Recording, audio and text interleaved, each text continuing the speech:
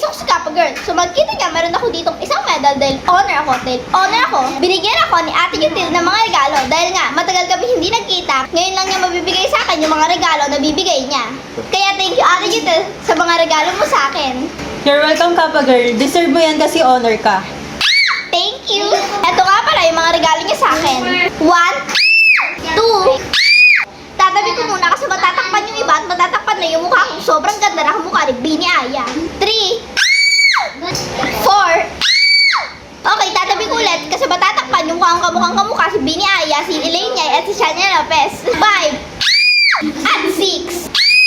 So ito nga pala lahat ng regalo sa akin. Ngayon na-unboxing ko na isa-isa.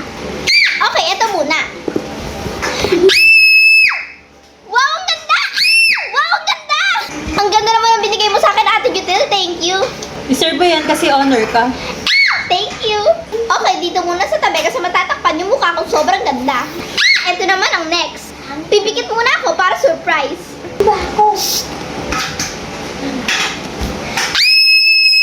Bag ulit. Bukod sa kulay black, may kulay brown din. Ang ganda ng mga bag. Thank you, Ate Yutil.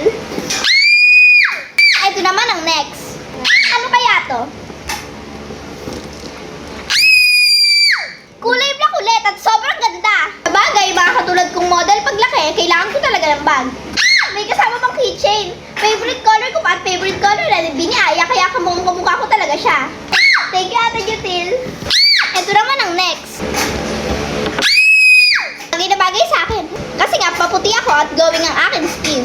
Ang dami kasi nagtatanong sa akin kung bakit glowing ang skin ko Simple lang yan. Ulit-ulit ko na nga itong sinasabi. Uminom lang kayo ng maraming tubig. May kasama pa siyang strap. Okay, ito ang gagamitin ko kasi ito ang bagay na bagay sa akin. Mas lalo ko maging kamukha si Bini Aya sa bag na to. Kaya thank you, Ate Yutil. Ito naman ang next. Ano kaya to? Siguro kulay pink. Tama ako, kulay pink nga. Tingnan nyo, sobrang ganda kaya bagay na bagay ito sa akin. Kasi nga, pag nakita nyo ako sa personal, maputi ako at parang mapink rin kasi nga maputi ako. Ito naman ang last. Okay, bubuksan ko na. Kulay white ulit. Grabe, sobrang dami ko ng bag, Ate Yutil. Ang dami ko ng bag. Pero Ate Yutil, pwede ba ako magpaalam sa'yo? Ano yun? Kasi, dahil nga honor ako at mabait ako at matulungin ako, pwede ko bang bigyan si ma'am, si principal at yung mga classmate ko? Sige. Thank you! Okay, Ate Yutil, akin na itong mga bag kasi papasok ako sa school. Bibigyan ko na si ma'am, si principal at mga classmate ko. Bye! Ganun lang.